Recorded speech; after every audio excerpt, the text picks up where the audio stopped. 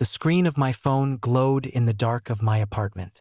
I sat frozen on the edge of my bed, staring in disbelief. A live video streamed from my family's church, the very place I grew up in. Candles flickered, black veils swayed, and people whispered prayers. My own photo was on the altar. They were holding my memorial service. But I wasn't dead. My chest tightened as I watched my mother dab fake tears with a handkerchief, my father clutching her arm like the grieving husband of tragedy.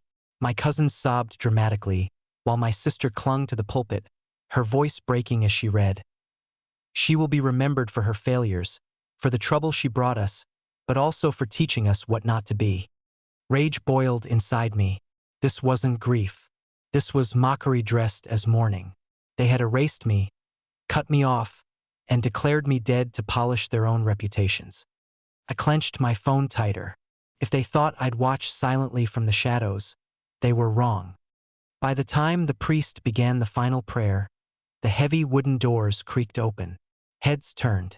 Gasps echoed through the church as I stepped inside, alive, breathing, and very much unbroken.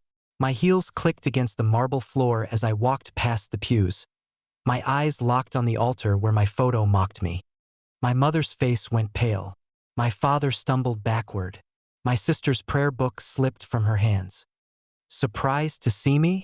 My voice rang through the church. I know you wished me gone, but unfortunately for you, I'm still here. The congregation shifted uncomfortably. Whispers spread like fire. You declared me dead because it was easier than admitting the truth, I continued. You couldn't stand that I refused to live under your control. You hated that I chose my own path, so instead of accepting me, you buried me. My uncle stood up angrily. This is sacrilege. You don't belong here anymore. I turned sharply toward him. Don't I? Let's talk about what you did.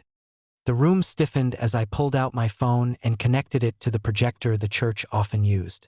Within seconds, videos and screenshots filled the big screen. Emails of my father's embezzlement, recordings of my uncle's shady deals, my mother's lies about donations that never reached charities.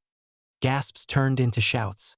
The very people who had mourned me now faced their own disgrace in front of neighbors, colleagues, and church elders. You tried to bury me with lies, I said coldly. But tonight, I bury your secrets with truth.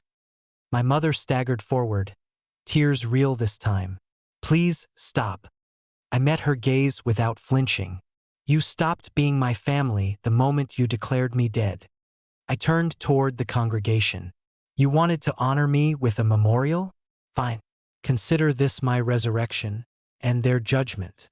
Then I walked down the aisle, leaving stunned silence and ruined reputations behind me. By the time I stepped out into the night, I wasn't the disgraced daughter anymore. I was the survivor, the avenger, and my family, who had once mocked me, were now the ones buried under the weight of their own sins. The church doors closed behind me with a heavy thud, sealing their shame inside forever.